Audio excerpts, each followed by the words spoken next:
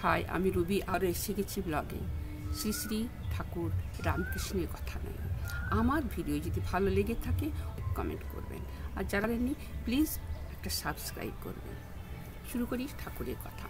সাধুর 16 আনা ত্যাগ দেখলে অন্য লোকে ত্যাগ করতে শিখবে, তা না হলে তারাও পড়ে যাবে। সন্ন্যাসী সদ্গুরু।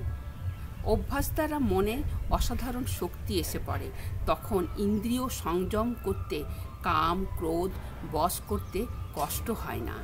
ঈশ্বরের নামগুণ গান সর্বদা করতে হয়, আর সৎসঙ্গ ঈশ্বরের ভক্ত বা সাধু এদের কাছে মাঝে মাঝে যেতে হয়। যারা খানদানি চাষা তারা 12 বৎসর অনাবৃষ্টি হলেও চাষ দিতে ছাড়ে না, তেমনি যারা ঠিক ঠিক ভক্ত ও বিশ্বাসী তারা সমস্ত জীবন তার দর্শন না পেলেও তার নাম গুণকীর্তন করতে ছাড়ে না। মানুষের শক্তি দ্বারা লোকশিক্ষা হয় না, ঈশ্বরের শক্তি না হলে অবিদ্যা জয় করা যায় না। তাকে হৃদয় মন্দিরে আগে প্রতিষ্ঠা করো, বক্তৃতা লেকচার, তারপর ইচ্ছা হয়তো করো শুধু ব্রহ্ম ব্রহ্ম ব্রহ্ম বললে কি হবে? বিবেক বৈরাগ্য যদি না থাকে ও তো ফাঁকা শঙ্খধ্বনি।